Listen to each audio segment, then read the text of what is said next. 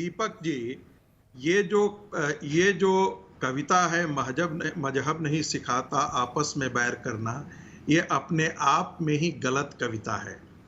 एक है मजहब जो बैर करना सिखाता है, वो ईमान और गैर ईमान वालों में अंतर करता है। वो काफिर का कॉन्सेप्ट ढूंढता है जिसके खिलाफ जिहाद की बात करता है। तो इसलिए सारे मजहब एक हैं, ये धारणा अपने आप में मिटा दीजिए, ये गलत है। दूसरी बात, जब हम ये कहते हैं, जब अपराध तब होता है जब एक व्यक्ति करता है, लेकिन यदि वो पैटर्न बन जाए, यदि वो परंपरा बन जाए और एक प्रकार का आपको पैटर्न दिखना लगे, तो वो एक विचार से जुड़ जाता है।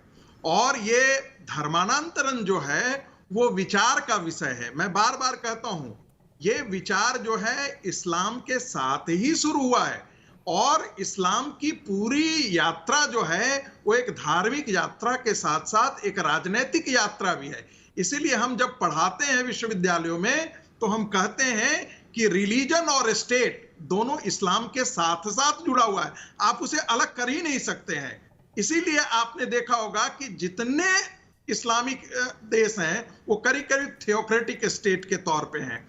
तीसरी बात, एक धारा ऐसी भी है इस्लाम के अंदर जो दारुल हरब और दारुल इस्लाम की बात करता है।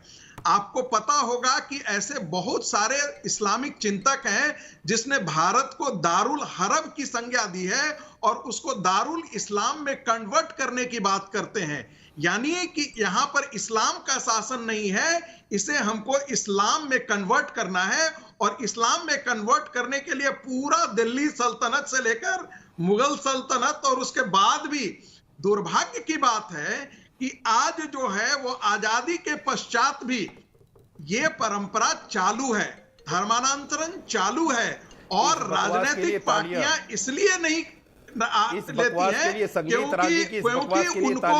क्योंकि उनको वोट की जुगाड़त है।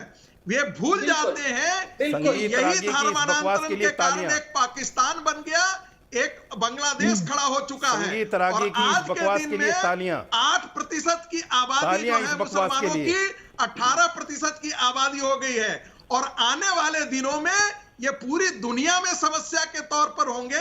भारत में भी आप एक पैटर्न देखिएगा, जहां जहां मुस्लिम आबादी बढ़ी है वहां से हिंदू का पलायन हुआ है, चाहे वो बंगाल के जो बांग्लादेश से सटे हुए सीमावर्ती क्षेत्र है, या वो कश्मीर के हैं,